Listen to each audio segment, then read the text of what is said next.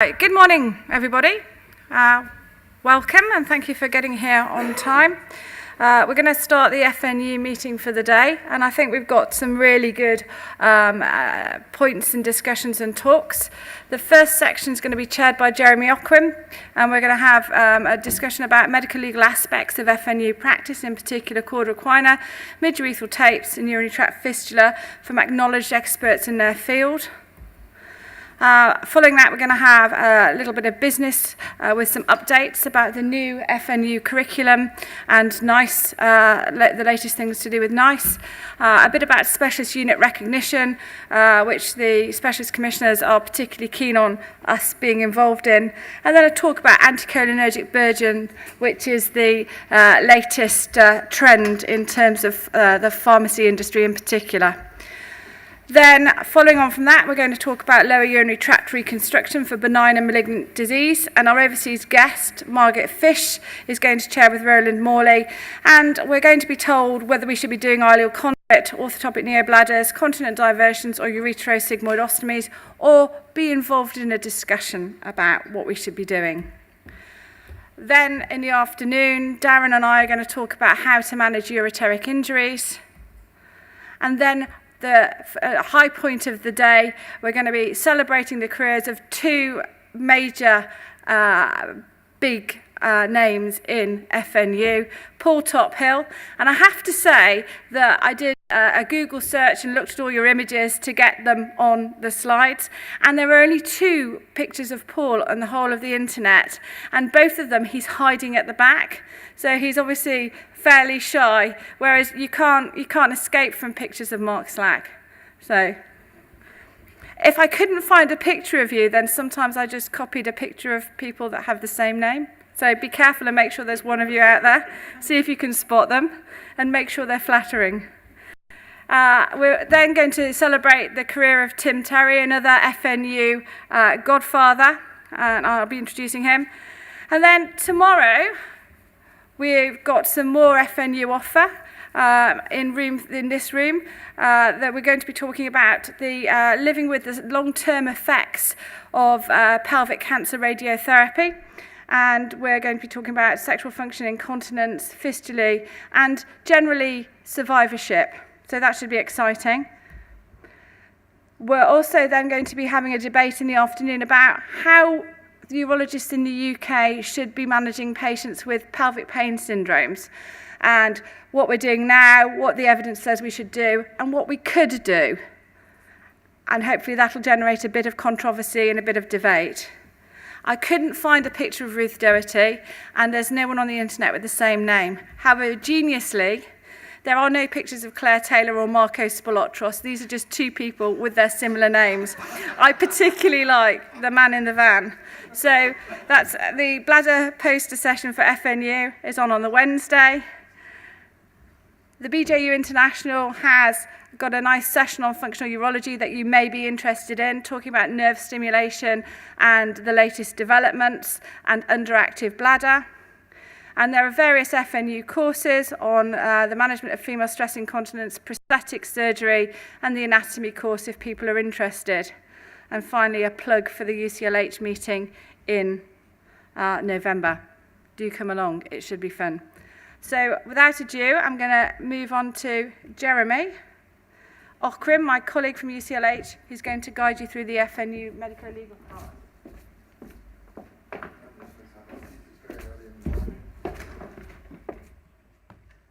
Although I can't change the slides, so I won't.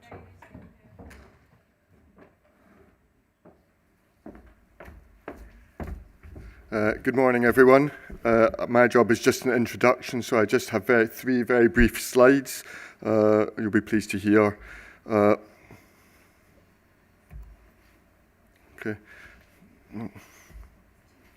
Okay, this is my introduction slide. I don't know if any of you identify your trust on the left. You can be very proud. But this is how much you've cost the United Kingdom before Brexit. About £4.5 billion in the last 5 years have been done in medical legal outlay. So when your clinical director says, please do a list on Sunday evening and save £10 without your registrar, you can point out that the pointlessness of it all, based on the figures shown here. The legal bill has quadrupled in the last decade. So I think what we need to know is, why do you get sued? Who actually precipitates the suing? And is there any way we can possibly avoid it? So we therefore have an expert panel. You may even recognise some of these people from the internet. On the far left, we've got Mark Slack, who's an expert in pelvic floor reconstruction and a member of IUGA and BSUG, ICS and RCOG. Chris has not arrived yet, but he will be here. You might recognise him vaguely, some of you. He happens to be the Secretary General of the EAU. And John, sitting at the front, of course, not only is an expert doctor, but I believe has a degree in law as well. So I'm going to hand over to them. And I think the first one is John.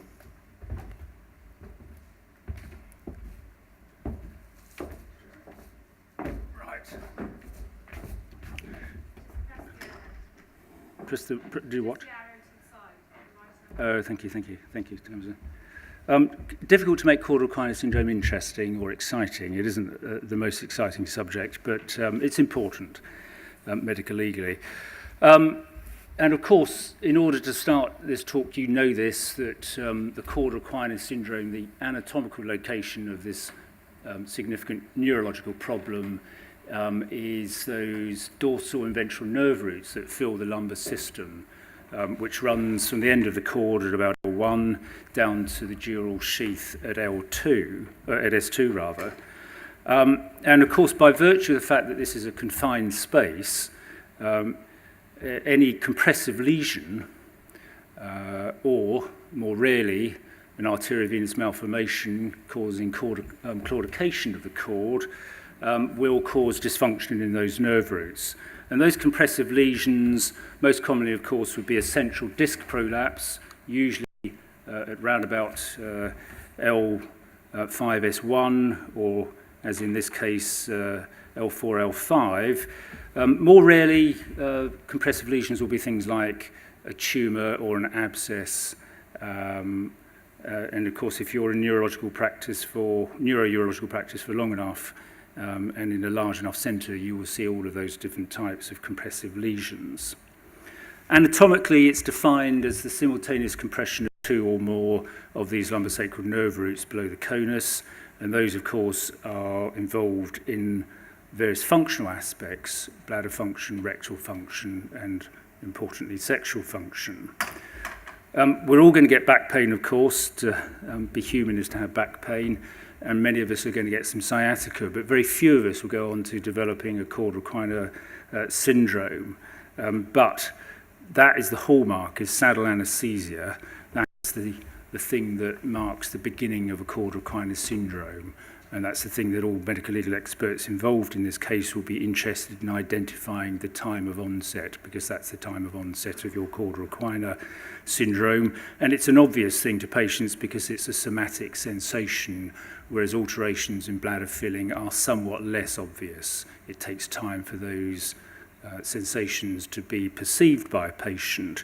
And then we go through this whole cycle, as it were, of lower limb weakness, reduced bladder sensation, and then, of course, reduced rectal sensation with all of the motor aspects of dysfunction in the form of incomplete bladder emptying, difficulty opening the bowels, and the sexual dysfunction. It is very unlikely that any urologist will be involved on the receiving end of a lawsuit relating to delays in diagnosis of caudal equina syndrome, but all of us will, from time to time, rarely, I would have thought, see some patient with a neurological cause for their lower urinary tract symptoms. And it's very easy to dismiss those funny pins and needles sensations or the burning sensation in the genitals as being psychiatric in origin. And if you're sitting in your clinic in your ocean of lower urinary tract symptoms and somebody reports these symptoms, that's a red flag, and you need to consider a neurological cause for those symptoms. You all know that we divide Cauda syndrome into an incomplete and a complete syndrome, and the incomplete patients are those who still have the ability to empty their bladder. That's the key thing, and they would have some partial sensory loss in the saddle area, but not as yet complete anesthesia. Whereas your patient with a complete Cauda syndrome with retention of urine, that is the key thing, the fact that they are incomplete emptying their bladder, and that is required for the diagnosis, and these patients will usually have complete loss of perineal sensation.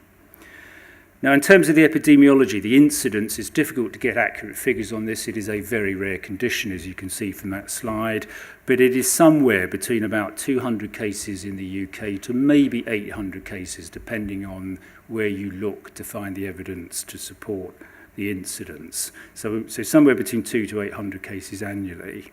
And if you put that in the context of spinal cord injuries, there's about 1,200 spinal cord injuries in the UK every year, and there's about 40,000 people living in the UK with a spinal injury. And interestingly, not relevant to this talk, of course, is the fact that this is a hugely costly source of care for the health service. Very, very expensive. From a medical legal perspective, of course, Cauda syndrome is a major source of litigation. That is predominantly because of delays in diagnosis and the causative effects of that.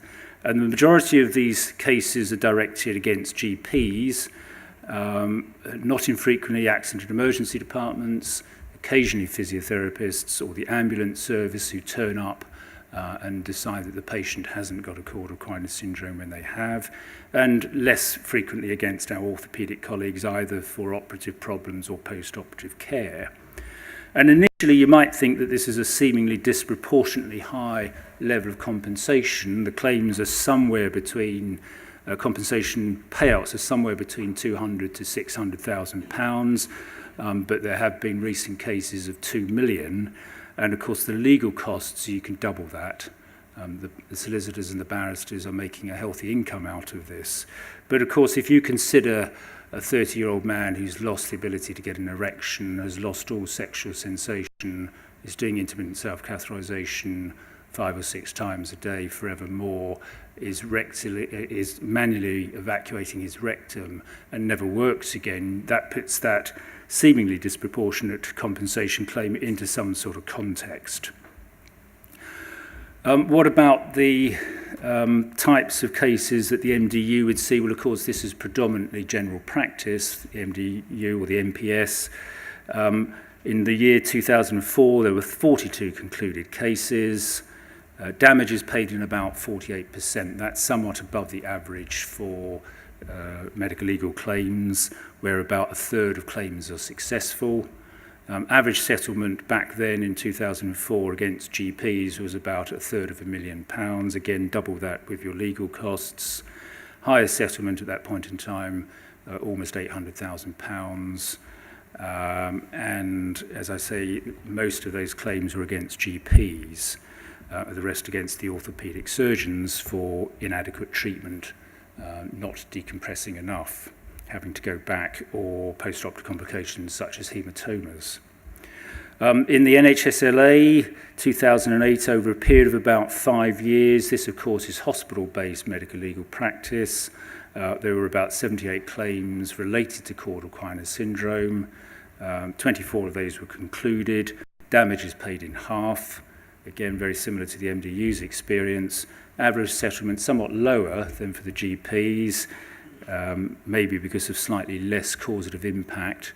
GPs, when they cause loss of function through delays in diagnosis of Cauda syndrome, that has tends to be a more causative effect, if you like. Highest settlement, however, about 2 million.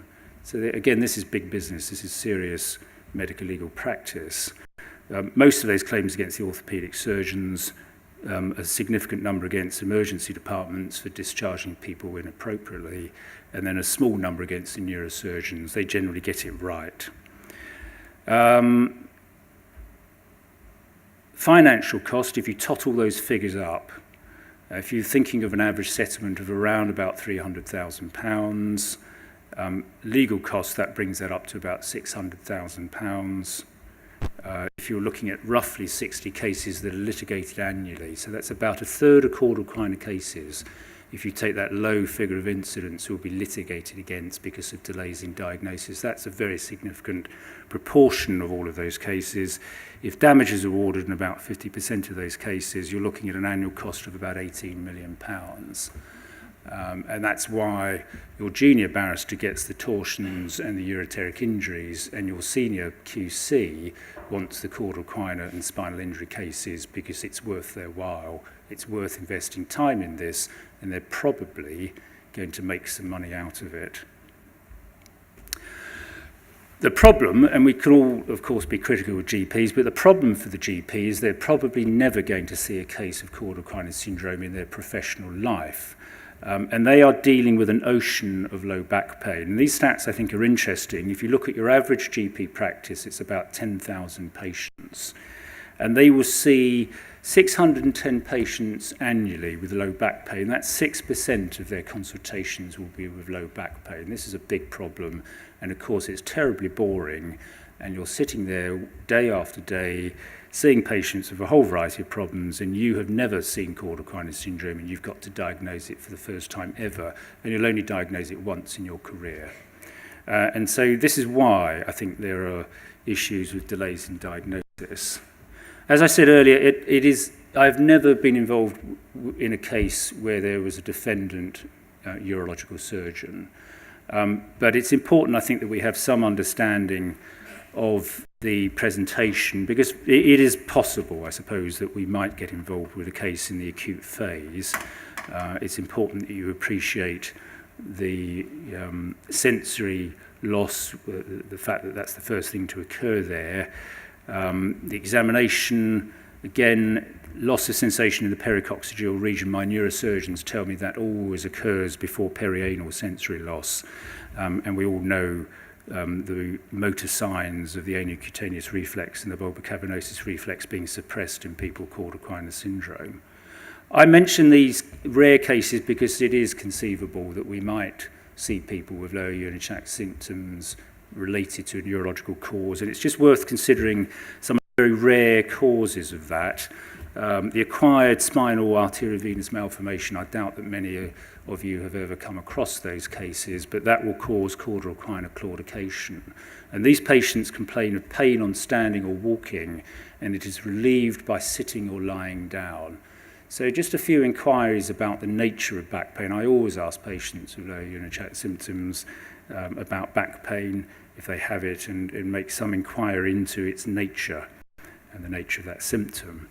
And I'm going to just briefly mention the other spinal cord compressive conditions that you might very, very occasionally come across, and this is what my neurosurgeons tell me, is that patients with neurofibromas or ependymomas, I've seen a few at Stoke Mandeville Hospital over the years, of course, because it's a big unit, and these patients are typically woken by back pain at night, and they pace around the room and end up sleeping in a chair, because that, for some reason, because of the dynamics of the cord and the anatomical dynamics, is the only thing that will relieve their pain. So that's an interesting one. If you've got a patient who's doing that, I've taken to sleeping in my chair, doctor.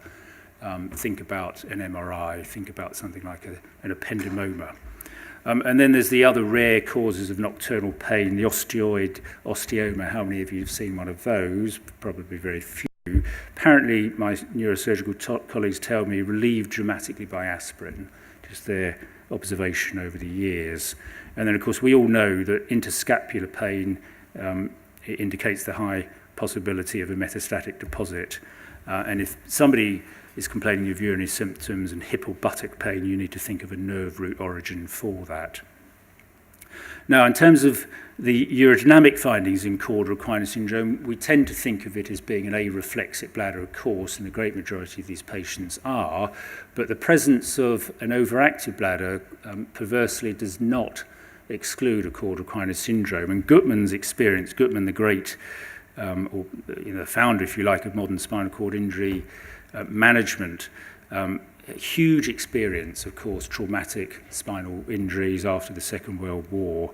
And writing in the 1980s, he summarized that there is this idea of the partial caudal equina syndrome, where some nerve roots are preserved and others are not. And that will lead to this mixed form of an autonomous or automatic bladder. So you can certainly see patients with bladder overactivity, which is what one doesn't expect in a caudal equina syndrome.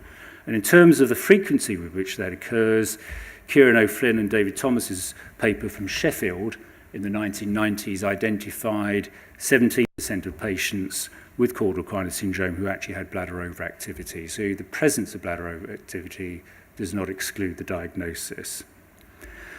For those of you who do medical legal reporting, and I know there's a number of you in the audience who do caudal equina work, we are, as urologists, not called upon to comment on breach of duty, but we are called upon to comment on causation and, of course, condition and prognosis.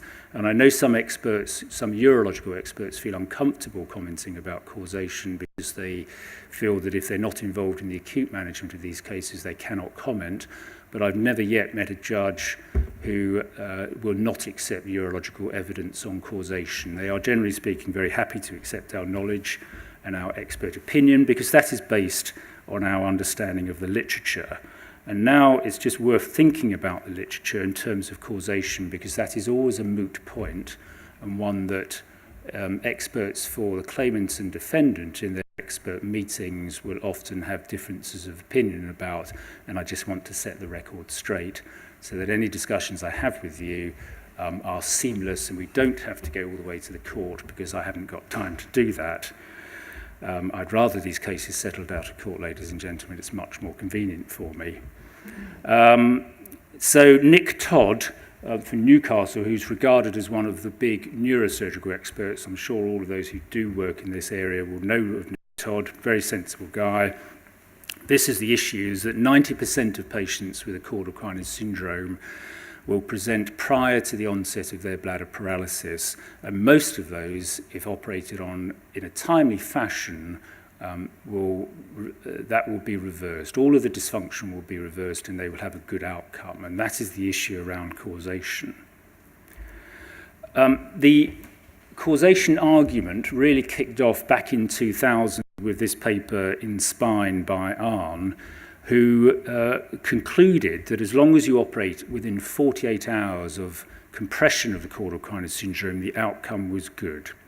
And this really set the cat amongst the pigeons of the neurosurgeons and led to a huge amount of debate in the neurosurgical literature. And the essential problem with the Arne paper, for those of you who are going to quote it, don't basically, but if you're going to quote it, the essential problem you need to know is that Arne mixed up a group with a poor prognosis anyway, that's the complete caudal equina syndromes, with the incompletes. And therefore, he got an equivalent outcome for all of them. He argued it was safe to leave those caudal equina compressions for 48 hours.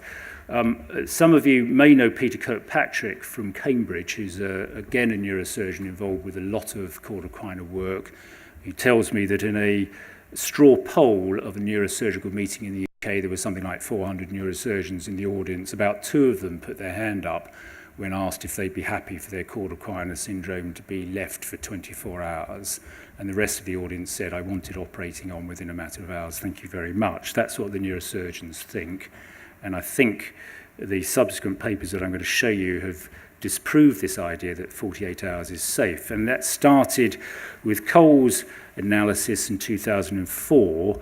And his rather nice conclusion is that time kills nerve roots. The longer you delay, the more likely you are to lose function with a caudal equina compression. And Nick Todd became very vocal about all of this and published a meta-analysis showing that if you operate within 24 hours in your incomplete caudal equina syndrome, then most of those patients will recover normal bladder function. Not all of them, but most of them will recover normal bladder function. And if you delay for 24 hours, then the odds of a good outcome are substantially reduced.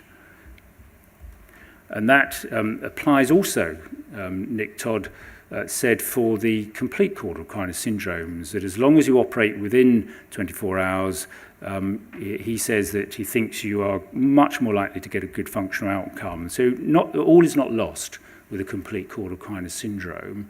And there is an argument for operating on these cases even in the middle of the night, rather than the following day, particularly if that's going to add another 12 hours or so to the decompressive surgery.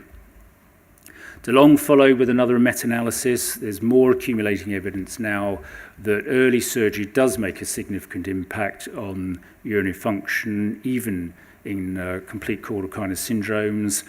Chris Lavy, one of my colleagues from the Nuffield Orthopaedic Centre in Oxford, again writing the BMJ with his colleagues Jeremy Fairbanks and co, are very much of the opinion that 24 hours is the cut-off point. You don't want to go beyond that in terms of decompressive surgery. And that has been followed by the most recent publication. Again, for those of you who get involved in caudal equina work, you need to be familiar with the Shrikanta Raja paper from here in Liverpool, the Walton Centre, over 300 cases of caudal equina syndrome.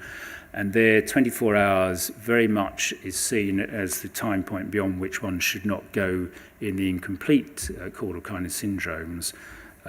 It's substantial improvements in outcome, as you can see in this slide, that if you operate on an incomplete caudal equina syndrome within 24 hours, 89% of those patients are going to end up with normal bladder function, and only 11% will end up with abnormal bladder function.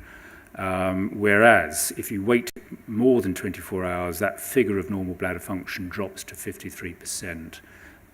Okay, so on the balance of probabilities, one could argue that they're going to do well as well, but that would be a fairly tenuous argument to run in front of a judge, I think, and I'll show you why in a minute. However, interestingly, and again, this is now continues the debate about should you decompress a complete caudal equina syndrome early, or is delay acceptable? They found no difference with operating within 24 hours compared to waiting longer than that.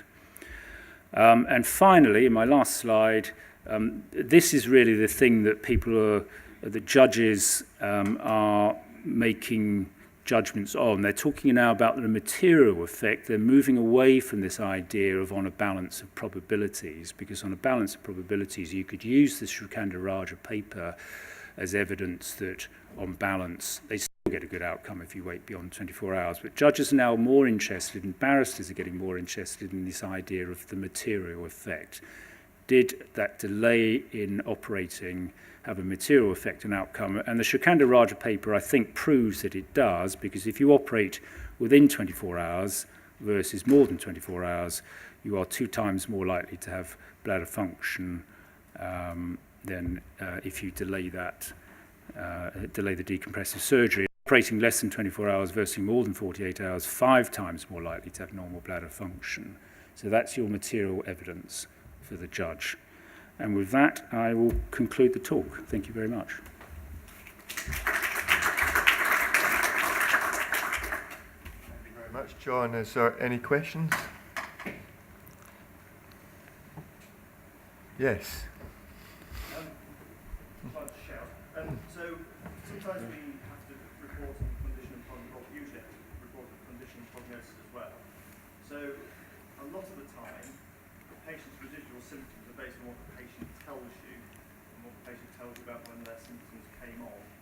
It's not always well recorded in the notes. The orthopaedic surgeons don't always record well as they see in the clinic what their bladder function is like. And the urodynamics don't always, not always, abnormal in a sort of obvious neuropathic way. So you're often left just basing what you think on what the patient or the claimant has told you. So have you got any comments on how to resolve what the claimant's telling you when they've got a vested interest? Well, you rely on them telling you the truth, don't you? And of course, they have to give that evidence in court, and they must not perjure themselves, because that's a very serious crime. It's a criminal offence. So of course, you can only base your condition and prognosis on what people tell you, and that's the problem with sensory loss, isn't it? Unless, of course, you start doing pelvic floor EMGs and you're sticking needles into people. That's a good reason, I think, to do urodynamics, and because most people don't like having urodynamics done. and it's good evidence that there is genuine sensory loss when you start sticking things into delicate bits of the anatomy. And of course there's also the other objective tests, aren't they? The bulbocavernosus reflex and of course EMG studies. So I think EMG studies are quite helpful medico-legally, but you're very much relying on the patient telling the truth, but it's not for me to make that judgment. That's for the judge to decide that. But it's a good point. Yes. Roger.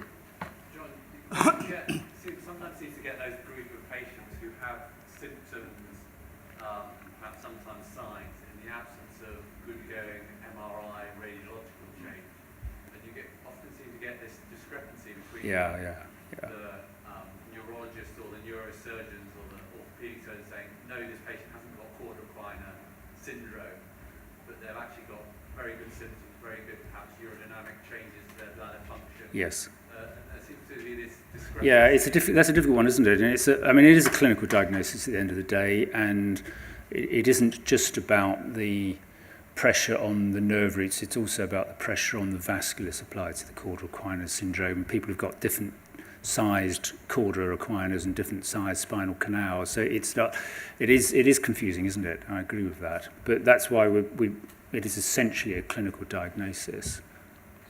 So John, is there a separation between cauda equina injury and cauda equina syndrome? Well, injury is just one of the causes, I suppose, Jeremy. I mean, most of these are not injuries, are they? They're a disc. We see it, of course, at Stoke Mandeville. I know people like Simon will see a lot. We'll see a number of traumatic burst fractures of the lumbar vertebrae. Another question. Yes. Question. Yeah, you told us about the significance of surgical decompression within 24 hours. Most of the patients we see, as a urologist, I see very few patients with cauda equina syndrome. The ones I've seen are the ones with advanced metastatic prostate cancer. And it's very hard to get a neurosurgeon to decompress these within 24 hours, hard to get them to transfer it within 24 hours. So we usually treat them with high-dose steroids and radiotherapy. Would you tell us something about that in that sort of context? Because most of the urologists in this room would have seen cauda equina syndrome with advanced metastatic prostate cancer. Yeah, well, like you in Oxford, I struggle to get a neurosurgeon interested in doing decompressive surgery for those types of patients. I suppose most of the cauda equina syndromes I see are discs, the great majority, and that's the critical thing, really. Tamsin. I would say I've got a vested interest, but if it's a bony problem from a prostate met, then the people to contact are the orthopedic spinal surgeons, and they're very interested and will decompress it really quickly, not the neurosurgeons. Yeah. Cool. John, I do quite a lot of this work, and Yeah. it seems that the orthopaedic and to some extent the neurosurgical world are obsessed with sensation in the urethra whilst being catheterized.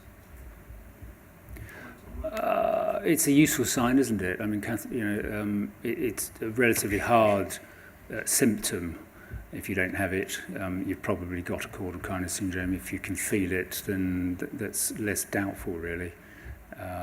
It comes back to what I think Richard was saying about relying on the patient's symptoms as opposed to hard signs, really. I mean, the hard sign of urinary retention, a residual over 500-600 mils, is useful, isn't it? A catheter tug and the bulbocavernosus reflex, those are hard signs. It's putting all of these things together, I think. But the time of onset, I often struggle with the precise time of onset. I work at Queen Square, so I see quite a few Right. cauda equina patients. But I guess the question for me that patients that I struggle with answering is that they always say, is my bladder going to recover? Sometimes I see them a couple of months after surgery, and then sometimes a year after surgery. Do you have any guidance for that? So I paint a fairly depressing picture, I suppose, and say, look, if you're going to recover in the first, wait a year. Don't come back and see me in 2 months because I'm wasting your time. I don't say you're wasting mine, but they are. And maybe 2 years, if you haven't improved by then, you're probably not going to, but the odd patient recovers by 5 years, and then I discharge them. I don't follow them up because there's no point, because I'm doing nothing. but I certainly wouldn't see them very frequently. Okay, John, thank you very much indeed. We're going on to move on to maybe a hot topic at the moment. Mark's going to talk about mid-urethral slings, presumably mesh slings. Jeremy, thank you very much. Where will I find my talk? Just press the arrow to the right. Keep going. Right, super. I'd just like to thank BAUS very much for inviting me to speak here. I've spoken at BAUS before. I always enjoy coming here. I have a lot of friends in BAUS, and my colleagues I work very closely with at Addenbrooke's, so for me it is a pleasure to be here. We live in interesting times. I was doing a clinic on Friday morning just after the Brexit vote, and one of my patients said, doctor, thank you very much. You've been so good. And isn't it good we're going to get rid of the foreigners now? Anyway, clearly I'm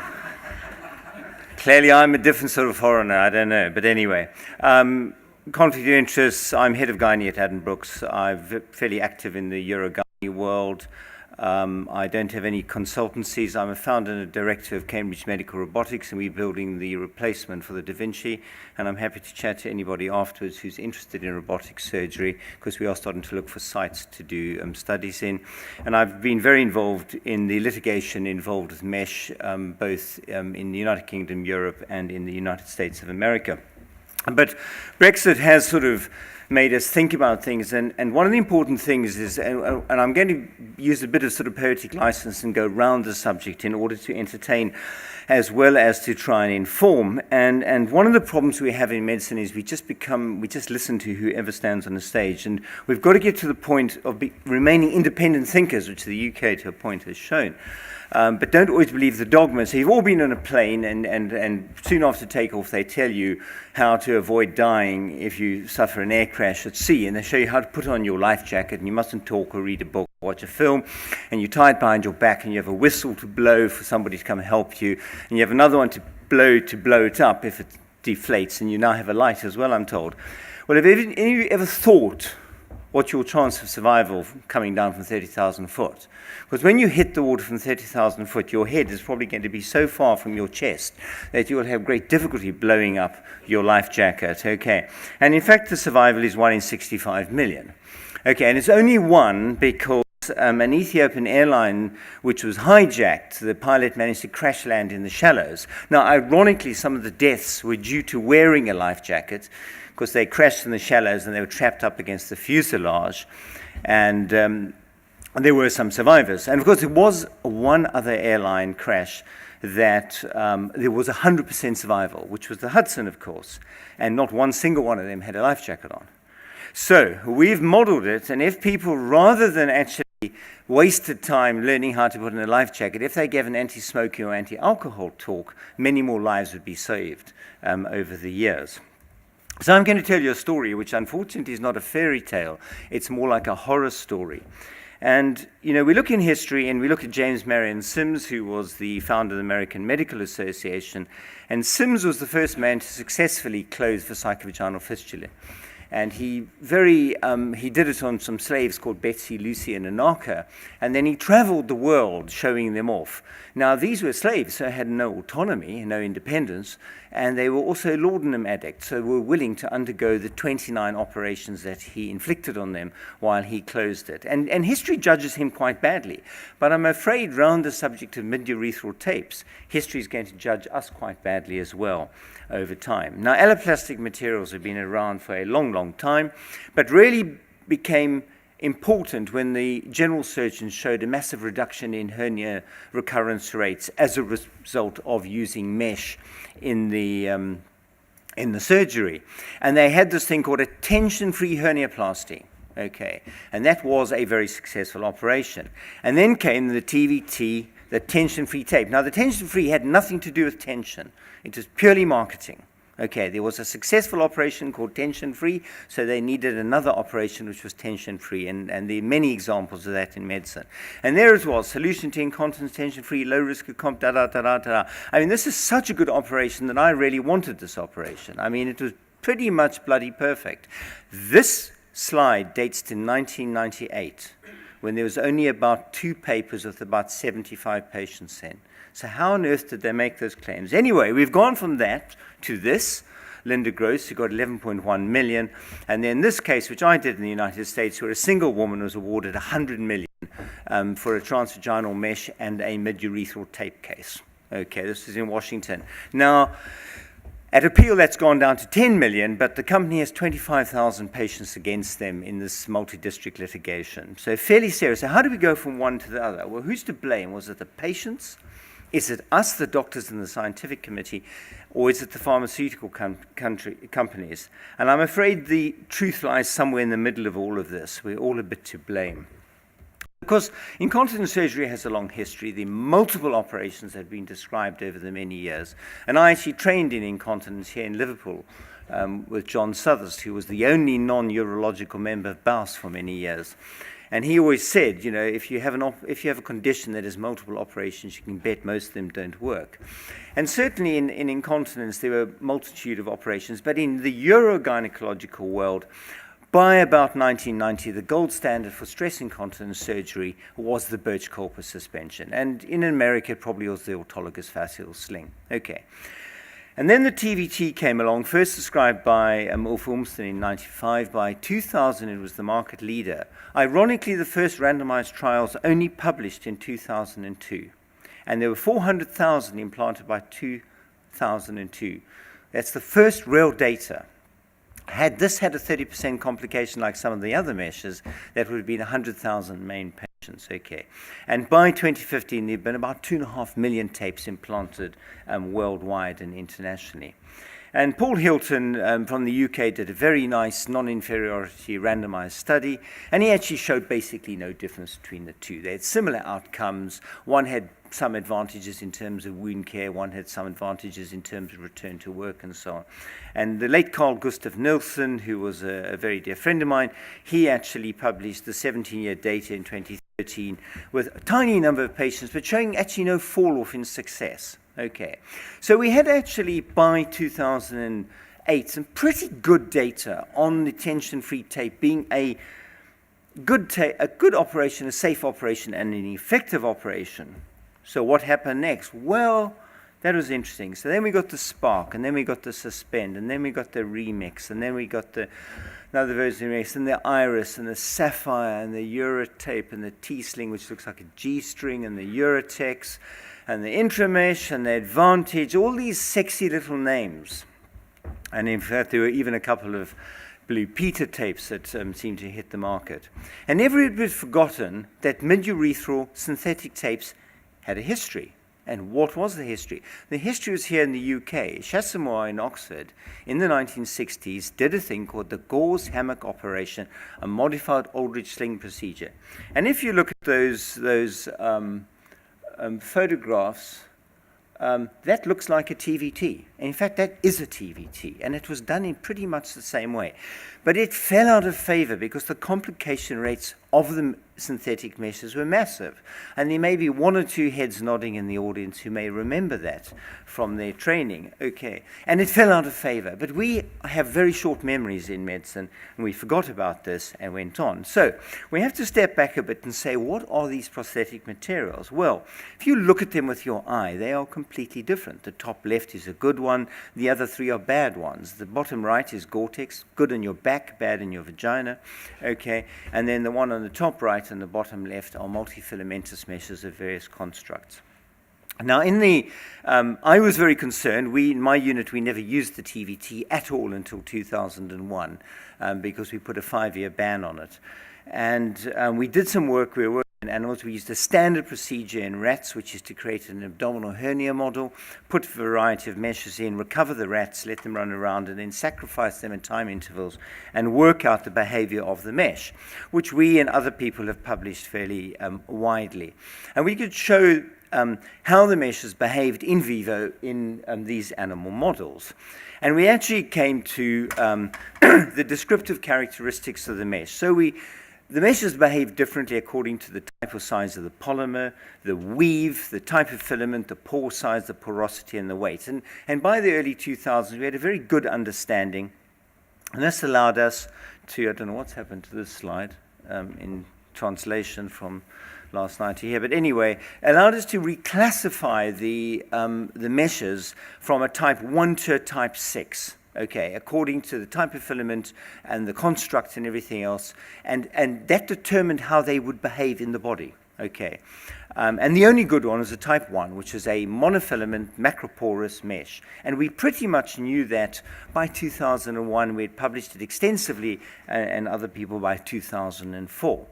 People, of course, said, you should use biological prostheses because, these are proteoglycans, they direct assembly of collagen, involved in angiogenesis, extracellular, low risk of infection, erosion, and of course it's natural, so use a biological mesh. Well, what a lot of books. Okay, so if you just look at an inflammatory model, Pelvicol has 100 mononucleosides per high-powered field versus Proline, which has got 10. It's an antigen. It's way more a foreign body than plastic is. And there are other areas. So if we take emulsified collagen, inject it into the tail of a mouse, which we've done in Cambridge, we can induce rheumatoid arthritis in that murine model. So when you're putting a biological prosthesis, beware as well. Okay. And of course, there was marketing. So the two big operations were TVT and Spark. Most of the gynecologists did TVT, most of the urologists did Spark because it fitted with the way their previous did slings and so on. And both companies had a whole wave of marketing, and they both said that their meshes were uniquely and better than the other companies' meshes.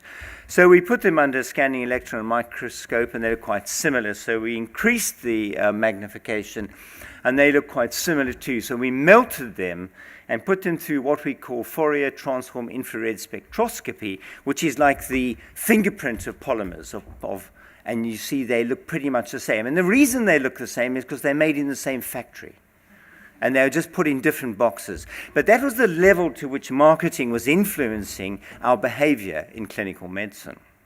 And then what happened, we had a new product every week, bottom to top to bottom, inside to out, outside to in.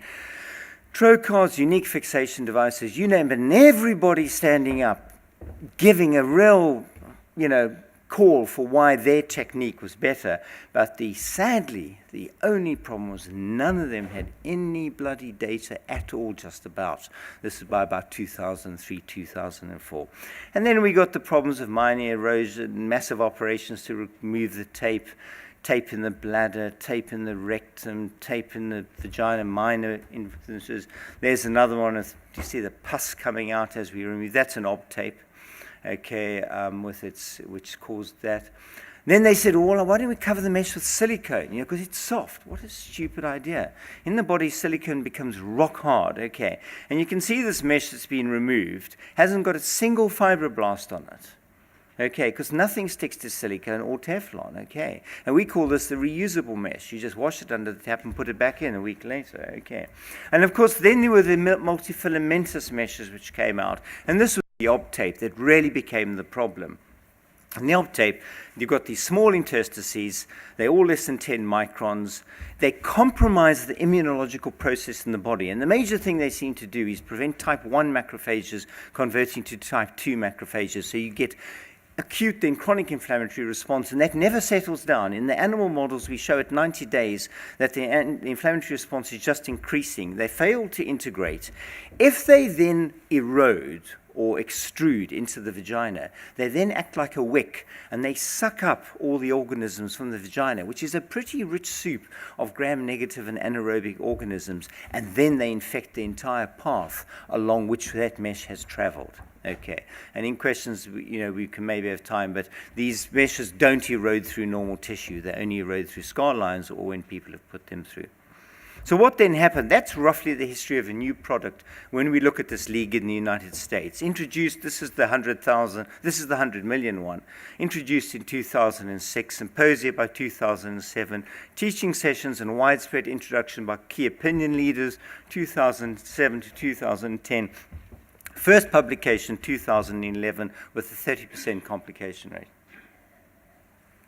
Surprise, surprise, you in front of a jury. When it went to court, all they did was a thing called reckless introduction. They sued the company, and the jury are really annoyed because it is a jury. And they can show that this company, and what they did in court, they said, so you've got an IFU, instructions for use. How did you write it up? Oh, well, we took it from the literature. but your first publication is only 2011. You were selling from 2007. Did you make it up? And of course, the jury all nod knowingly, and so the company goes down. And there are a lot of lessons to learn there. So what is industry's problem? Well, industry only has two things to achieve. A CE mark, which is a highly flawed process and very easy to overcome, and the FDA, which is surprisingly weak in the United States. And they have a thing called a 510K approval. Now, a 510K, you only have to show that the product that you are bringing to market is substantially similar to another product that's already there. And the predicate for some of these were operations that have been taken off the market. The Gauze Hammett sling operation was one of the predicates. So it was a failed operation, but used saying it was done, and therefore on you go. And people get it. And then becomes the big problem. If you don't have data, in the old days, if I wrote up an operation, 3 of you would read it. You might take a year or 2 until you did it. And it would take about 12 or 15 years for that operation to get to being the operation done by the community. But in the pharmaceutical world, they teach 10 KOLs. A week later, they each teach another 10, and a week later, those 100 each teach another 10. And so instead of diffusing the information, it ripples through the community. And it has a major, major impact on this. And this is a marketing graft. And whether you're buying a fridge or doing an operation, we all follow the same pattern. So you have a group of innovators at the bottom, you have early adopters, and then you have the early majority, late majority, and the laggards. And at about 10 to 20% is when the community will start to adopt this new technique over a pre-existing one. Now, and there's a timeline that occurs, and in the old days of an operation, that was about 10 years, 10 or 12 years, it would take the community to get to this point and adopt new operations or new procedures. But with this marketing approach where you're actually driving it, and doctors are made to feel negligent if they aren't doing this new operation with no data. And you were all around when the tapes were being marketed. You were made to feel like you were actually harming your patients by doing a birch rather than doing a mid-urethral tape. I mean, I had people visiting almost on a daily basis to understand why we wouldn't do the tapes. What happens if you move your marketing? This whole timeline gets shifted across. So what then happens, your tipping points, actually, where you'd be having a tipping point is the point where your late majority are using this procedure. So if it has no data, by the time you realize that it is a bad operation, there are hundreds of thousands of people injured. And that's what went on. And then you end up with a case like this, which is going to cost the company a few billion. And the payouts now in the mid-urethral tapes are approaching about $8 or $9 billion. Those are the settled cases, all right. How many studies would that have funded? What was the delay in doing a £1 or £2 million study? And of course, what about the human cost? That is a patient with a transobturator tape. That was the outcome of this awful, awful operation that we knew was going to misbehave by the construct and design of it. What about the surgeon? Well, we know that success also depends on patient selection, workup, and being properly trained surgeons. And of course, with the tapes, the companies were going out and they were giving it to surgeons who weren't properly trained, who maybe didn't understand the nuances and the difficulties of mixed incontinence and different types of surgery, and therefore were adopting. And if your only tool is a hammer, everything looks like a nail. And so you get your mid-urethral tape. The other point is the number you do, there's a straight relationship between volume and outcome. And the more you do, the better you get. And that's been shown over and over again. And this study, which is clearly is in major surgery in the United States, showed that a quarter of deaths could have been avoided if people had had their major surgery in high volume facilities. So at the international gynae community, we got together and we published a paper on the minimum standards that should be required to introduce a new operation to markets. And we didn't ask for a lot. That happens anyway, preclinical file. Everybody has to do that. That's just standard. Preclinical testing, was done by almost no companies. That's cheap and easy. 30, 40 rats, 90 days, okay. Cadaveric studies, again, not done. Very easy to do. Cadavers are freely available now. And then one phase 2 study, which would be about 120, 40 patients, 12-month, 24-month follow-up, and in a cohort study. It doesn't have to be randomized. And then we wanted a 1,000-patient registry, because that would make sure that by 1,000 patients, you would know if there was anything crook going on with that procedure, and you'd be able to do something and stop it. So surgical trials need to be good. They need to take account of placebos and biases and blinding and randomization and everything else. The other point is, if we're doing trials, especially randomized trials, all participants need to be equally skilled and be at a similar point in the experience, because otherwise we're not really checking the same thing. And a lot of randomized trials in surgery are looking at an experienced surgeon doing what he does well against an inexperienced doing what he does badly. And so that would be your ideal study. And one of the few prospective randomized trials in surgery was arthroscopic lavage of the knee, which is arthroscopy versus a sham operation. They had a similar improvement in outcome, but the sham operation had way fewer complications. So it was, in fact, a superior operation. And that was the end of arthroscopic lavage for orthopedics. But we have to ask the question when we're looking for trials of these new things, is a randomized trial correct for surgery? Are we discarding good evidence that is because it isn't randomized? And I can give a whole talk on randomized trials. And are we producing guidelines with reliance on poor randomized studies, which is actually, unfortunately, all too common? Randomized trials are used to distort evidence base. This is more probably pharmaceutical. People overpower trials in order to get results. They have small differences which are statistically but not clinically significant. They use inclusion criteria to select those most likely to respond to treatment, use of surrogate endpoints, select publications of trials of positive results, randomization against placebo or own drugs. So we know that the pharma trials actually have a lot to be pulled back and improved on, but we have great limitations in surgery as well. They're poorly designed, they're underpowered, there's often a post hoc analysis, powered for primary outcome, don't take account of surgical skill, inefficient for rare complications or for those that take a long time to show, which is why the randomized trial wouldn't have picked up the measures necessarily. Again, statistical rather than clinical, and selection bias. Selection bias, there is no equipoise amongst clinicians usually, and there's no equipoise amongst patients. Patients read the Daily Mail. They know which operation they need. You know, they come in and they want this operation done. You say, but that's a prostate operation. They say, I know, but it's got good results and I do want it. And then you end up with a group of patients called eligible but not randomized. So the thin patient walks through the door, she looks neat, she's fit, she's healthy, and I know she needs a laparoscopic approach. So I don't offer her my open versus laparoscopic trial. And she falls into a third group. But if we're going to make sense of that study and of that operation, we need to actually follow up the eligible but not randomizable patients. Because otherwise, we've thrown a major bias into that randomized study. And of course, a positive outcome from a randomized study needs to be followed up during the implementation phase to make sure that it has some degree of external validity and not just internal validity. And of course, I'm a great supporter of registries and consecutive audit. So we need to return to real medicine, making ethical care of patients our top priority, characterized by expert judgment, not just mechanical rule following. And we, if we as a community had been a little bit more sanguine when we were looking at the tapes, might have avoided a lot of it. And share decisions with patients through meaningful conversations. Patients must demand better evidence, better presented, better explained, and applied in a more personalized. Clinical training must go beyond, if I will kill a trainee one day who quotes another Cochrane at me.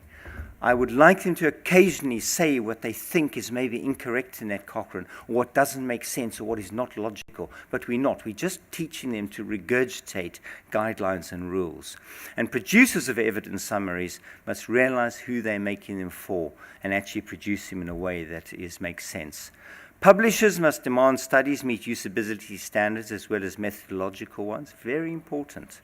Policymakers must resist instrumental generation and use of evidence by vested interests.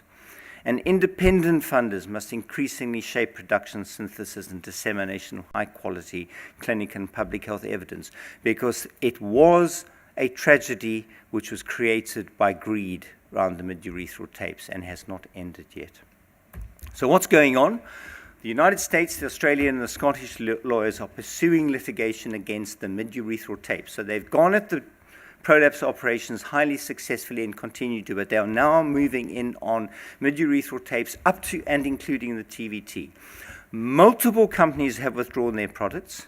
Patients and their advocacy groups are very concerned, very vociferous, and very, very active, okay? And there's mounting pressure for all these tapes to be withdrawn. So I, ironically, having been to court multiple times fighting against the companies, find myself in a position of trying to develop trying to defend these companies.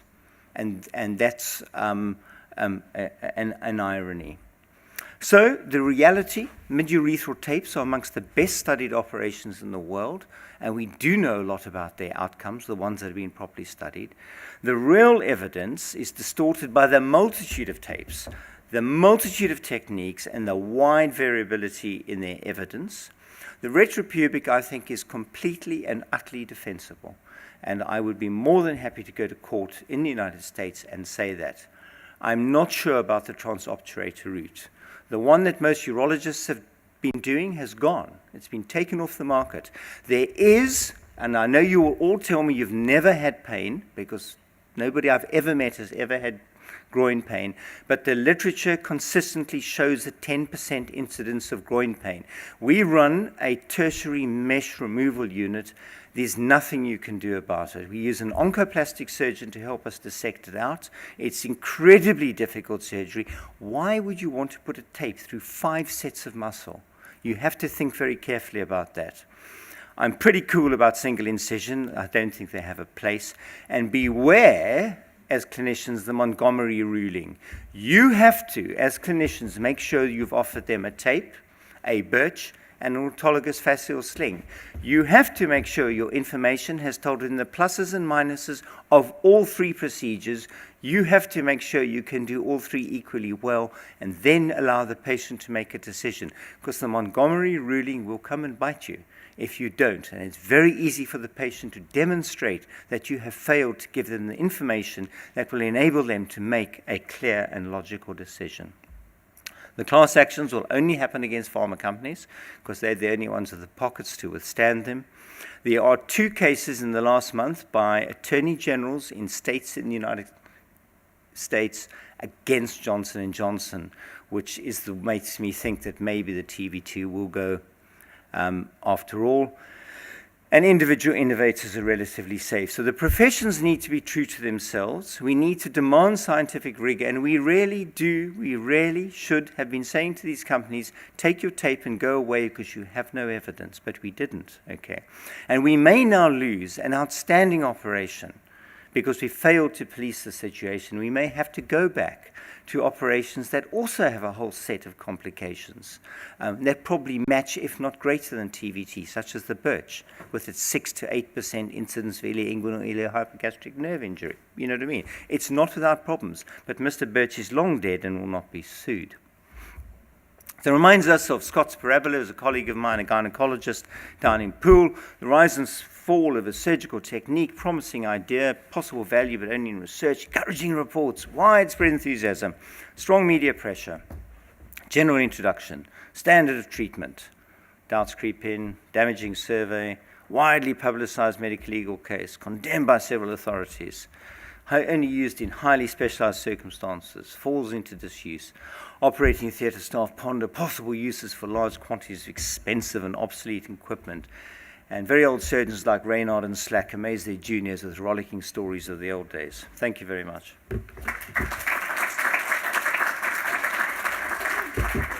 Thank you very much, Mark. At least you've confirmed my prejudices about flying over water. We've got time for a couple of questions. Richard. The type 1 mesh, or find the mesh inside the bladder, is that a bladder injury or is that mesh extrusion? Do you think mesh extrusion exists? So you remind me of one thing I must say, is that a type 1 mesh is the best mesh, but not necessarily the best ever mesh. So there's a lot of work going around different meshes like PVDF and a whole range of different techniques they're making. So type 1 at the moment is the best mesh. If it's in the bladder, it was put in the bladder. It doesn't erode through. So we're doing a series of rat experiments to now try and confirm that. If you don't have a scar, your mesh will not erode through it. It will not erode through native tissue. Tamsin.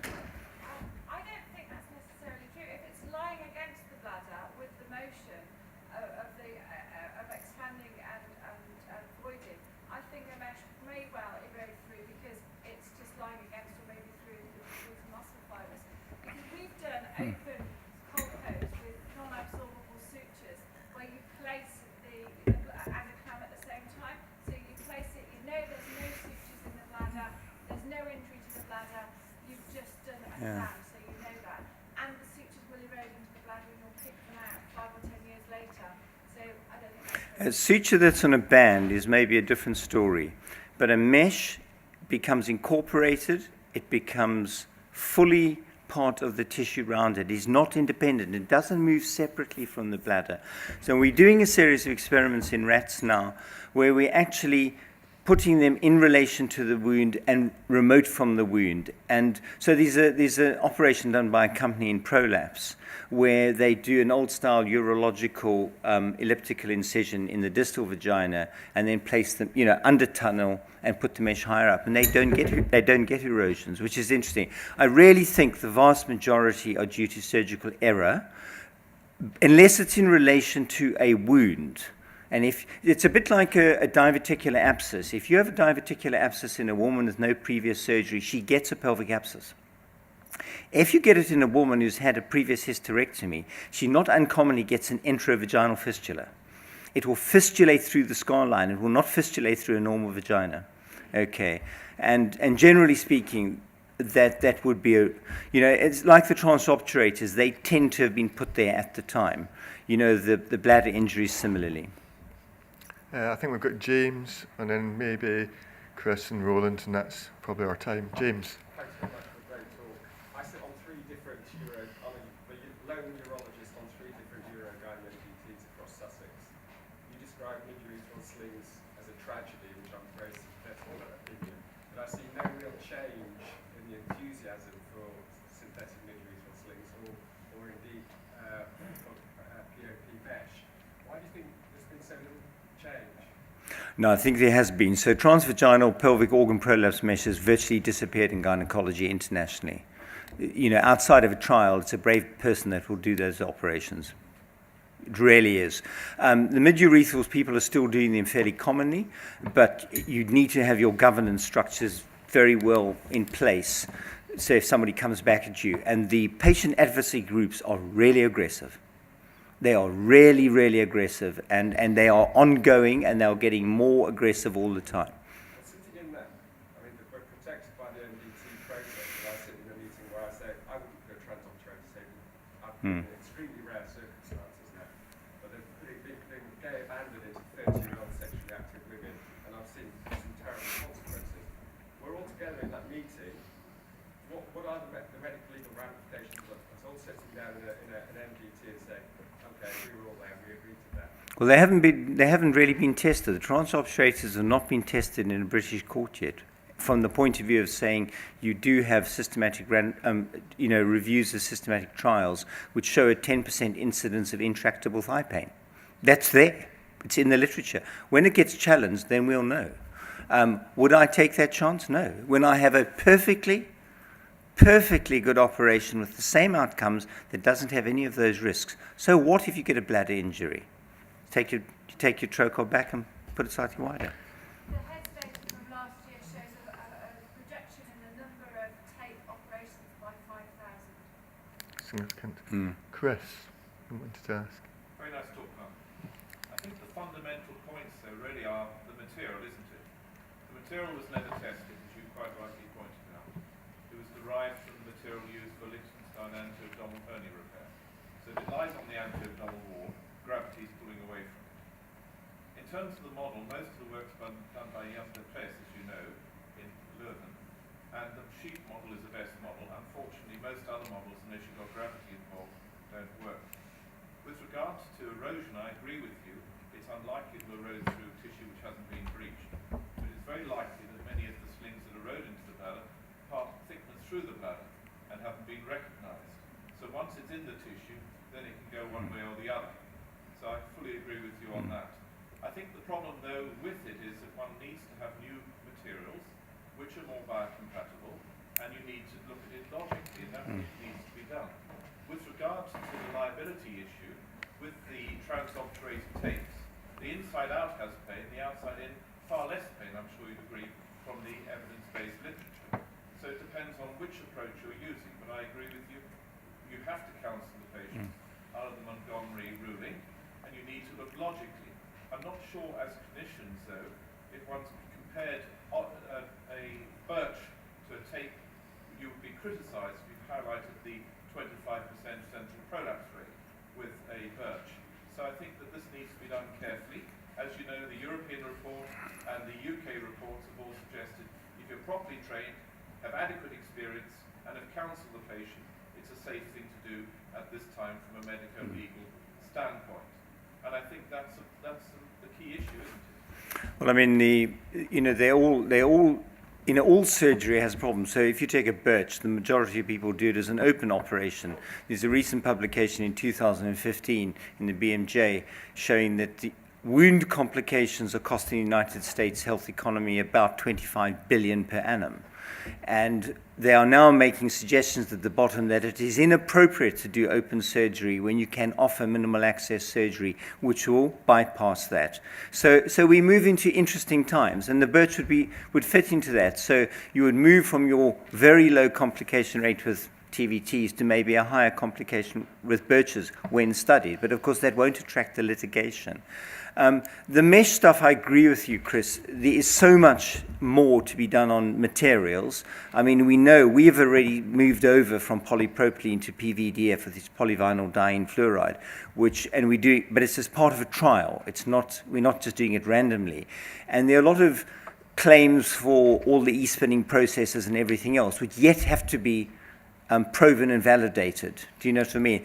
And yes, I'll take some issue with the sheep model, but maybe for a different time.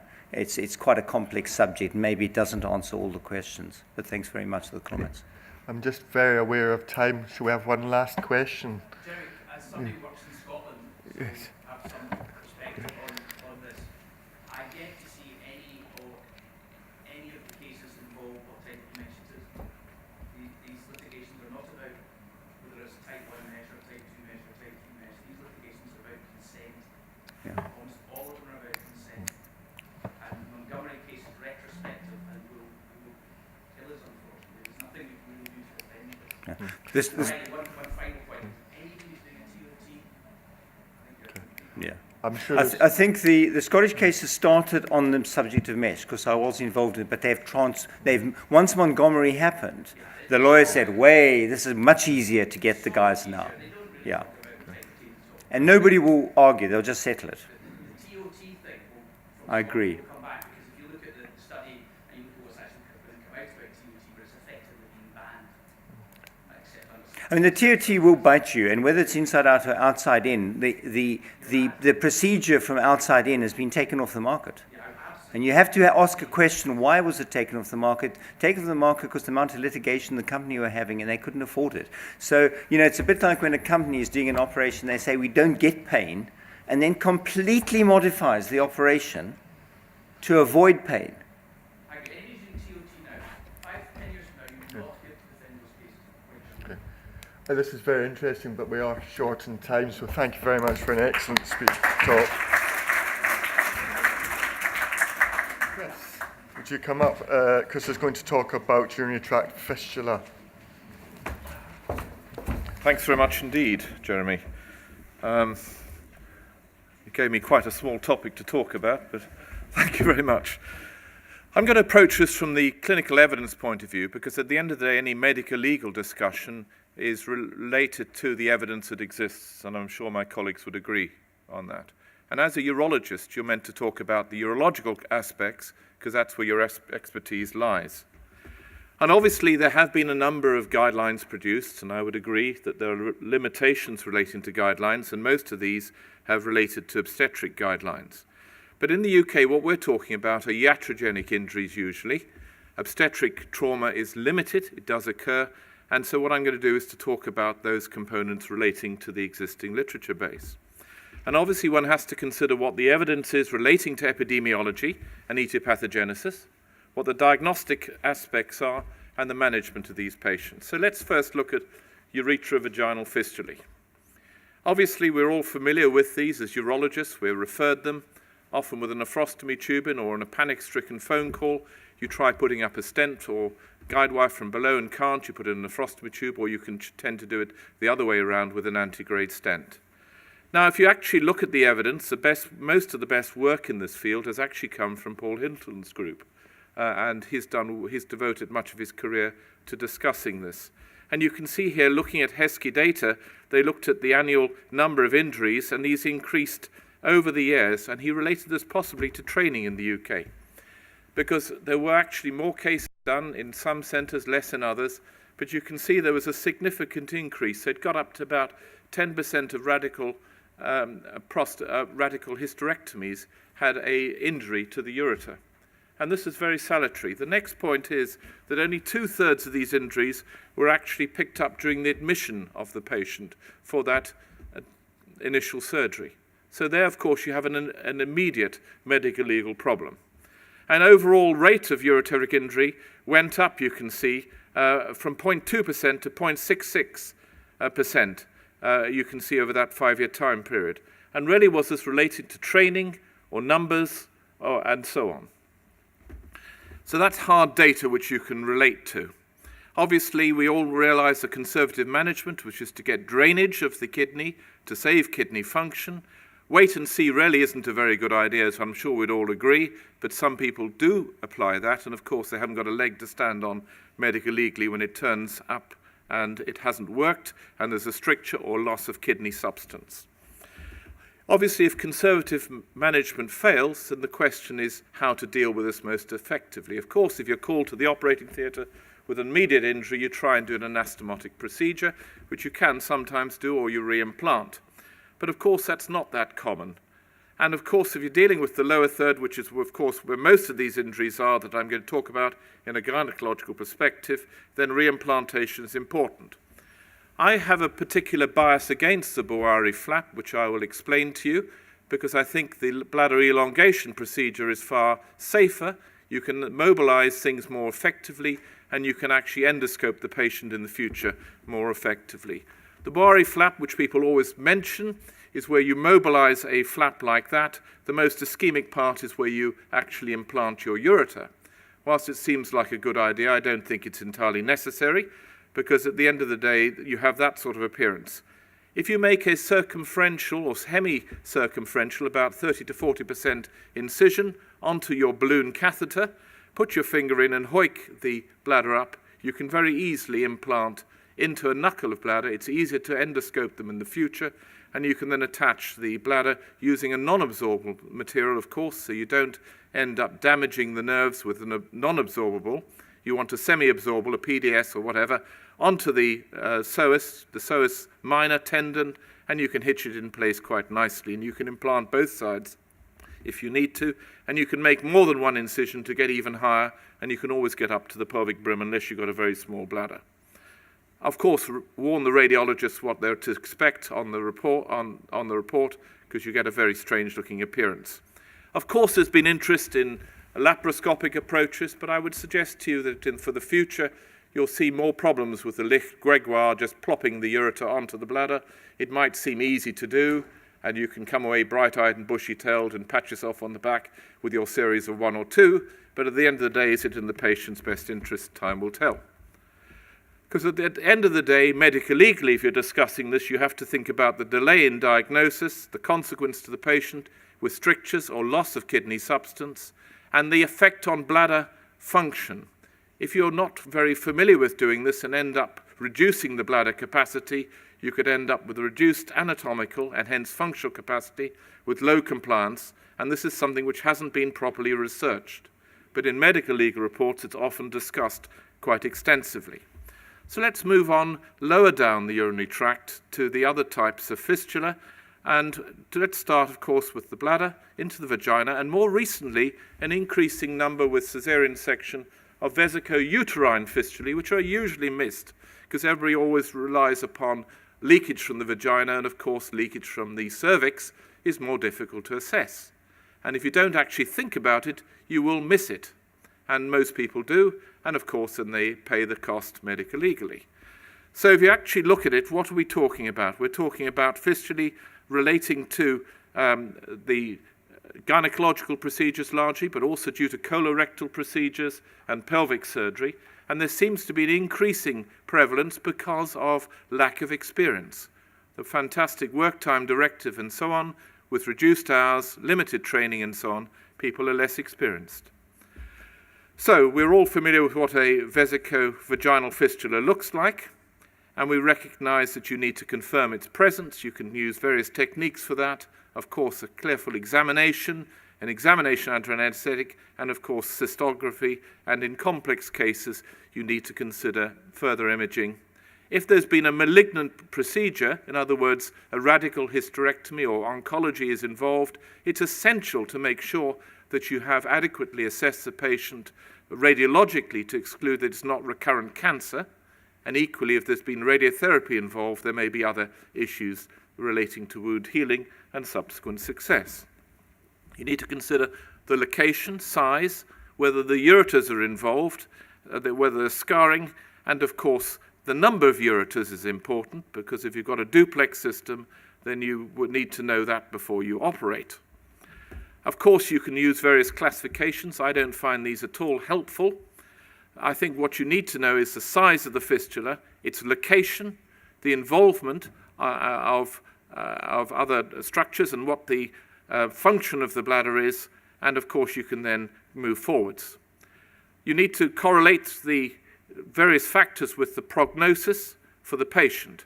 And clearly here you've got a low fistula, easily done vaginally, very clearly, but of course you can assess it functionally by looking in the bladder as well. Here you've got another one you can see there, and this is easily done vaginally. If you've got radiotherapy involved, or you've got a lot of fibrosis in the pelvis, of course you can't do it vaginally.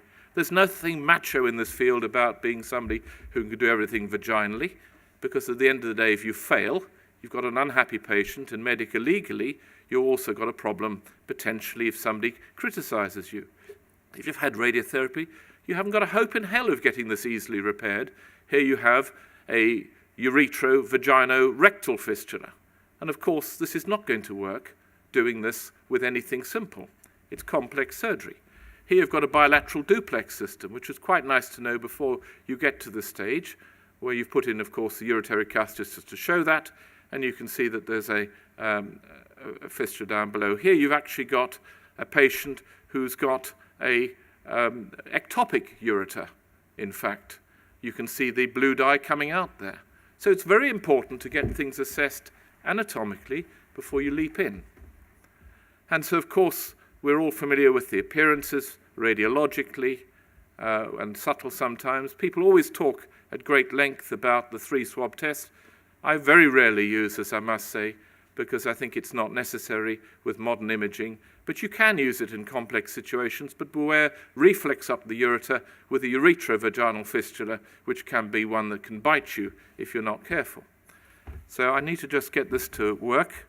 This just shows, obviously, the situation where you've got a patient with a fistula. If the video will work. It won't work. It worked out, so. Okay. There you're looking at the, well done, thanks Tamsin. There you've got a patient, that was just looking initially at the hole in the bladder, and here you've got a situation where you've catheterized the right ureter, you're catheterizing the left ureter, and you can easily see exactly where the fistula is in relationship to that at the time of surgery. Now clearly, if you want to be matchy, you can do this vaginally. If they've got a tight vagina and it's quite high up, this one you could do vaginally or abdominally, but it's very close to the ureters. I'm not going to go through the operation. I haven't got the time to do it. Obviously, vesicouterine fistulae, as I've mentioned to you, there's nothing new under the sun. This was something which was described. You can see here's malignancy. This is just to make the point you need to use imaging. But if you look at a vesicouterine fistula described in 1962, and so certainly there's nothing new under the sun, but you need to be aware of the literature in this context. Obviously, if it's a simple fistula, you want to get this repaired, and you want to make sure you get it repaired successfully. You need to get a wide mobilization. You need to have an interposition optimally, however you're doing it. So you've brought in vascularity between the two sides, the two anastomotic lines. And of course, when you're starting out, wide mobilization, particularly when you're by the ureters, is not so easy. And most of the failures I see, people have done the right operation, but they've not mobilized it adequately, gone behind the ureters, because of course it's more worrying. And of course, if you then look at the literature, this is Chris Hillary, works in our group, who's done this rather extensive literature review. It's the first that's been done, which looked at all of the publications, 654 articles, 49 which were selected as having adequate data, and where they looked at the location. You can see 34 were from developing countries, 15 from developed countries. So whilst we talk extensively about this, there's a very limited literature base relating to this. And this just demonstrates that it's usually abdominal hysterectomy or pelvic surgery involved, and of course there are obstetric fistulae, which are uncommon in developing countries. If you actually look at the management of fistulae, looking at some of the larger studies, you can see that spontaneous closure, if you're in the obstetric group, and this is where Valdrick has an extensive experience with obstetric fistula, you may have up to 15% spontaneous closure, but if you look at Hilton's data, which is the best in Europe and the developed world, it's 6.8%. So I don't think from a medical legal perspective, putting a catheter in and hoping things will close can be justified, unless there may be reasons for doing that if you've identified the fistula at the wrong time. And certainly in my practice, I don't recommend operating between 3 weeks and at least 2 months, preferably out to 2 to 3 months. And I think that you can justify. Others may disagree with that, but I don't know that there's any evidence to support their view. And obviously, in terms of looking at the outcomes on the patients, you can look at the management outcomes, and you can see here the success rates reported. And these are from large series, so between 80 and 90%, not usually much higher than that. And you can see that there is a stress incontinence rate if you've got a low fistula near the ureter, particularly the obstetric ones. If you look at trimming, some people talk you've got to excise and circumcise. At the end of the day, all you need to do is to get onto the fistula. If there's a lot of scarring, you excise it. If there isn't, you don't need to, because you want to bring in a vascularized tissue plane that's going to heal with interposition between the two sides. You can see here that the majority of fistulae in these reports from developing countries are post-total abdominal hysterectomy, and there seems to be an increased rate in the UK, as I've mentioned, which may be related to training issues. There's also debate surrounding the optimum timing, which I've already alluded to, and I've expressed my view about the fact that it should be slightly later unless you get there within the first 3 weeks. In terms of the various approaches that you should use, you can see here laparoscopy has been suggested, and if you feel like being a hero, you can try new approaches with robotics, laparoscopy, and so on, but the question always has to be posed, has the person got much experience doing this, or are they just a laparoscopic surgeon jobbing and doing various things? So if they're working in a unit where this is done already, and there is the expertise, it's very reasonable to do this laparoscopically with the experience, with the Da Vinci or whatever else you want to do, but you shouldn't be doing just 1 or 2 every now and then, because at the end of the day, you might find yourself rather exposed medically if it fails. In terms of looking at the retrospective cohort from the UK, which is the work again from Paul Hilton, they looked at the number per year in the UK, and this is very salutary, because if you look at the number, there aren't a huge number. As we were discussing earlier today with posterior urethral injuries, the same goes for fistulae. So at the end of the day, if we can all agree, although we can never agree what the optimum number to do is per year or in your career, I think most people would agree if you do 1 or 2 a year, you're probably not going to be as good at doing it as if you do 5 or 10 or more a year. And I think that's the point that needs to be raised. You can also see on there, this also involves urethrovaginal fistulae, which are very uncommon. And again, I think there is no reason why anybody who doesn't have experience doing urethral surgery should ever do these, because if they fail, you haven't got a leg to stand on if somebody asks you in a court of law what your experience is. And of course, if you look on there, ileocondyles are also commonly used, and I'll come back to that in a minute. Is that the optimum treatment for a fistula? Maybe that's inexperience and the ultimate consequence of having a go. Looking at the data from the UK, this is from Hilton's study, you can see here over that time period 1,200 cases. You can see here that there were 900 underwent fistula repairs, so 280 patients underwent an ileocondyly as primary management. Now, to be fair, some of these may have been post-radiotherapy or complex cases and so on, but just bear that in mind. And then if you look further down, of the redo cases, again, there were patients who had ileocondyly and so on. So you can see that there is a reoperation rate. Looking at his data also in terms of the number of cases done, he excluded anybody who was doing less than 4 cases, but you can see there at the bottom between 5 and 10, and you can see the pink dots, those are the failure rates. So at the end of the day, the experience from the UK is if you don't do many, you're not going to get them all repaired. And this is from his paper of some years ago. So let's move forward. Here's some data from the chairman. This is the initial experience at UCLH, and you can see here, very successful. But there is a failure rate in everybody's hands. Maybe on the learning curve, maybe other issues, maybe complex cases referred to a tertiary centre. And you can see that this has to be borne in mind. Again, a number of the patients were done abdominally because the more complex, higher cases, closer to the ureters, need to be done, but you can certainly do them vaginally as well. This is other data, again from India. Again, you can see the success rate is not 100%. This is our experience. I think we've been rather lucky. I'm not sure we can continue to do this, but certainly myself and my colleague Richard take this very seriously. We supervise all cases, and we do all the cases either jointly or separately with our trainees. And you can see that looking at this, we had a very reasonable success rate. 80% of the patients followed previous surgery, and you can see here that we did 32% transvaginally and 68% transabdominally, and a number of cases, about 40%, were failed from other units. And so certainly that just makes the point that maybe they shouldn't have been done in a low-volume centre in the first place. And I know I'm being contentious saying that, but I think that's what would come out in subsequent discussion in a court of law. So really we would suggest that routinely you should evaluate the patients objectively. You should consider the bladder function in patients, difficult to assess in a patient with a fistula, but there may be implications for the future if you damage the anatomical capacity of the bladder, because they may end up with a successful fistula repair, but a shrunken bladder.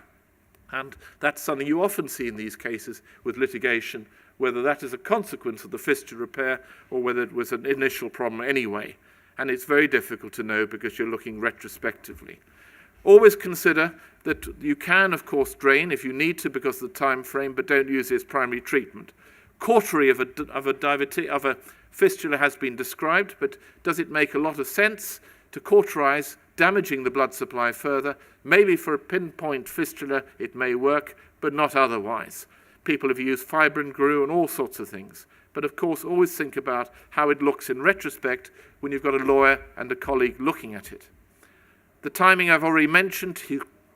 I've mentioned you need to you get rid of damaged tissue, you need to bring in vascularized tissue, and you need to trim the edges if necessary, but not routinely, and you need to think functionally, because at the end of the day, it's a functional reconstruction, not just repairing a fistula, but restoring function of the bladder. Of course, you can bring in various materials. The Amentum has been widely described for the transabdominal approach.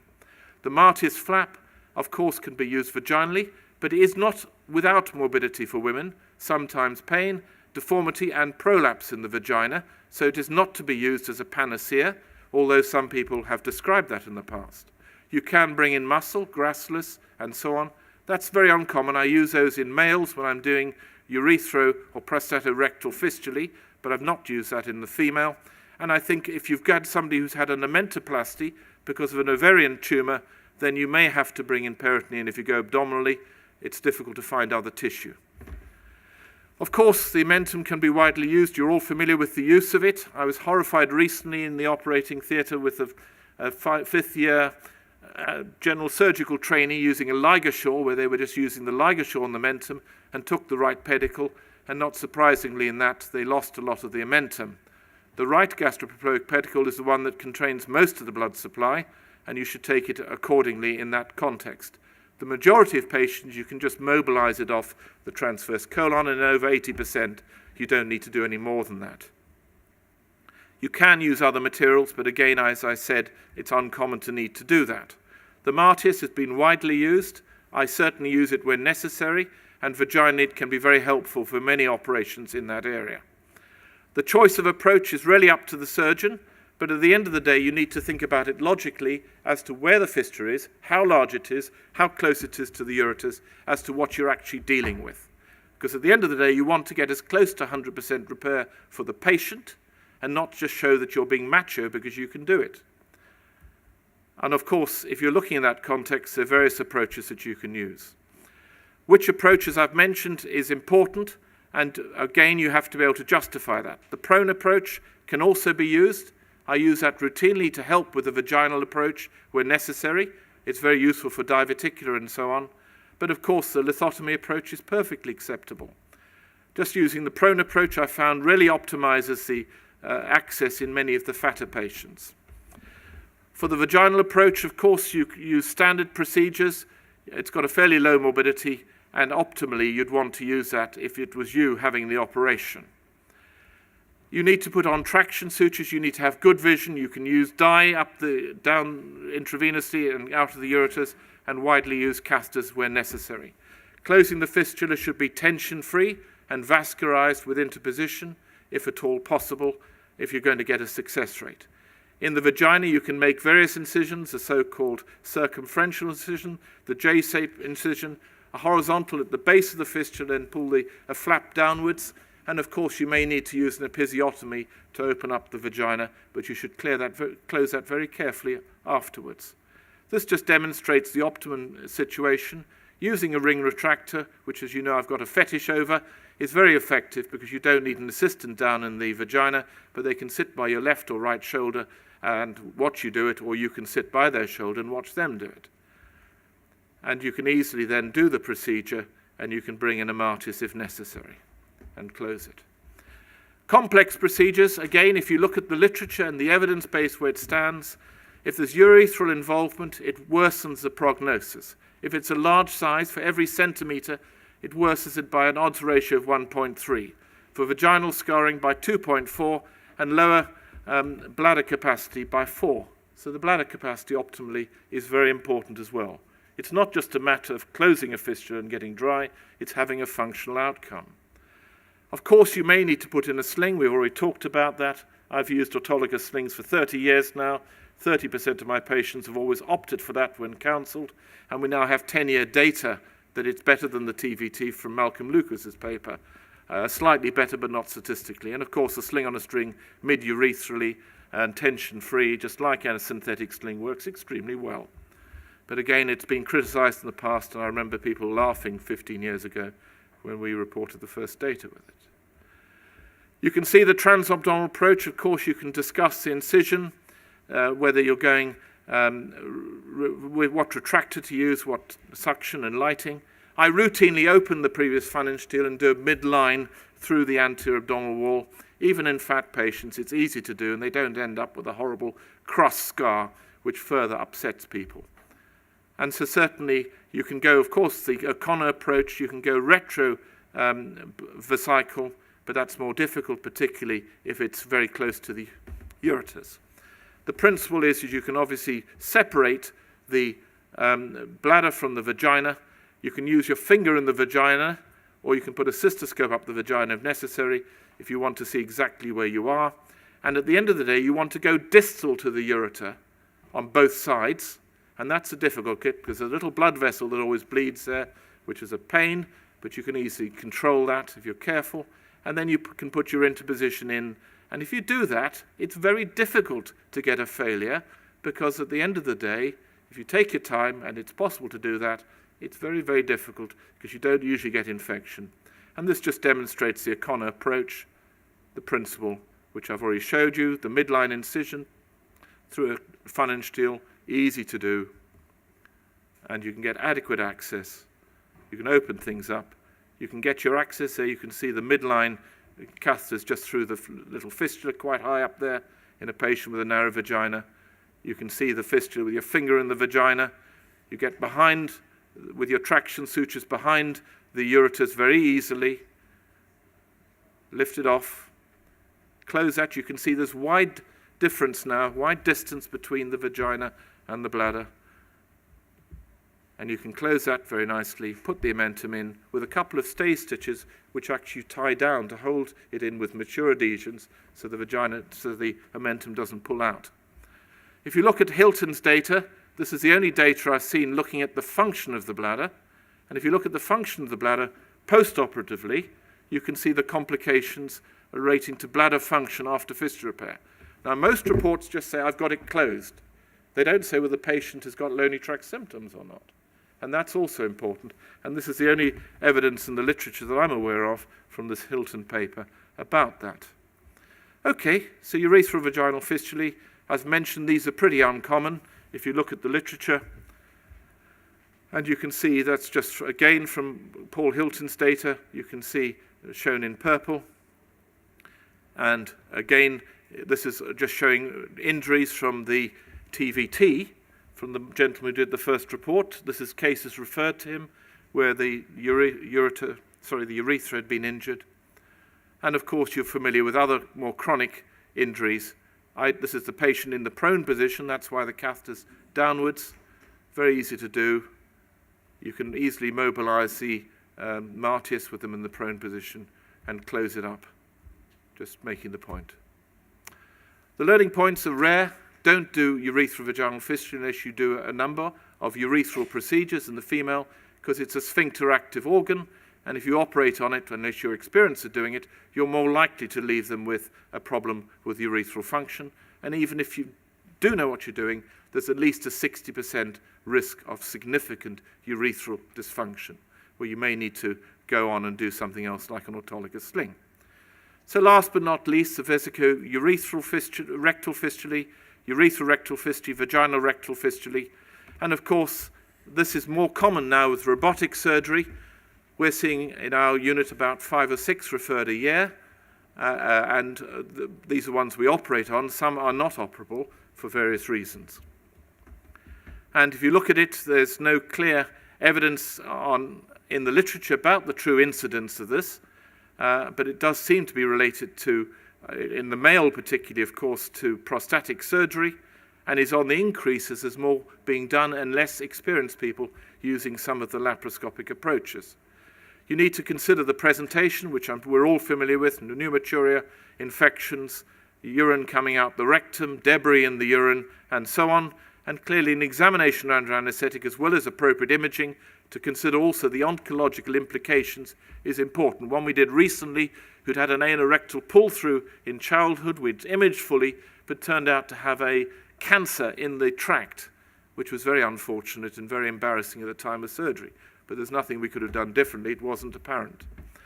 Of course, if you look at the surgical approaches, this goes right back into the beginning of the 20th century. Most of the work from this has come from UCL, from Tony Mundy in terms of reports, and the transperineal repair is the approach like him that I favour, if possible. Of course, you may need to do an abdominoperineal.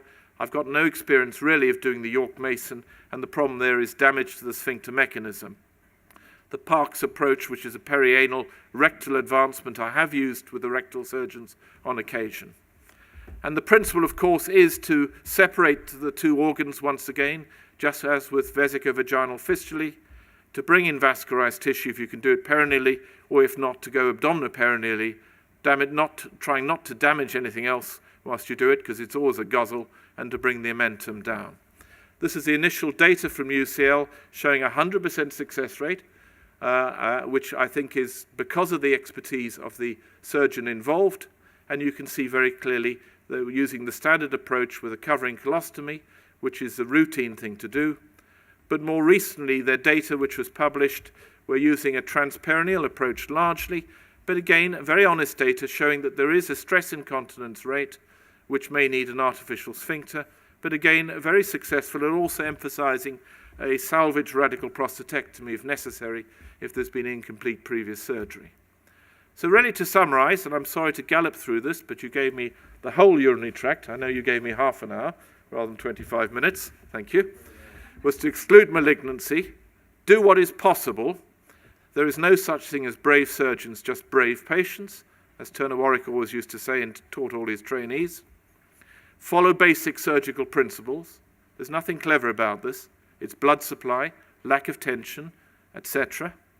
Excise the damaged tissue, bring in vascularized tissue, fill the dead space, and all too often I see people not putting in subcutaneous stitches. It's plastic surgical principles to stop hematoma formation, which leads to infection. Use as small a suture material you can. You can drain and defunction, although I don't tend to think this is necessary for much of this as long as you've got things closed, and be aware of the surgical options. As Mark said, as Abraham Maslow once said, when the only tool available is a hammer, everything looks like a nail. And as George Bernard Shaw said, the golden rule is that there are no golden rules, but I think they're flexible ones. As with experience, you can sometimes cut corners, but be very careful if you do so.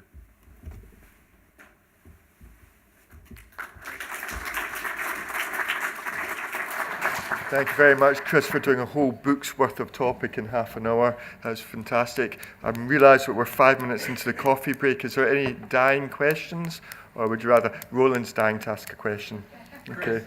lovely summary and very good principles to go with it as well. I just noticed that with your Sheffield data, Yes. Yeah. 2/3 of your cases Yeah. being abdominal Yes. rather than vaginal, which probably doesn't reflect what most other universities see. Is that because of your case mix? Well, 40% were redos. Yeah. But even with redos, you can do those vaginally. Well, what I would suggest to you is that you want to get 100% success rate. I won't get hung up whether it's vaginal or abdominal as long as it's 100%, which is optimally what you're going for. And I don't think the lady was worried as long as she's got 100% cure rate. The second thing is that if it is an easy one to do vaginally, you should do it vaginally. I think that's a clear message. But a lot of these are very close to the ureters. Somebody's had a go abdominally before, so you're not going to easily get it healed. The second thing is that its fistula closure rate is important, but also function of the bladder. And there are a number of vaginally where you end up with a shrunken bladder because people have pulled things in. So I think I would hold judgment on that because there's 60 cases a year in the UK, and I'm not sure that many people who are doing more than 10. So if you'd like to produce some evidence base to support that statement, I'd love to hear it. Okay. I'm sure we'll try to do so at UCLH in the future. To improve your previous results, you mean? Yes, of course, always endeavouring to improve. Thank you very much, everyone, especially to John, Mark and Chris for really fantastic topics. We have run a little bit over, so I'm going to call a halt here, go and enjoy coffee and the rest of BAUS. Thank you.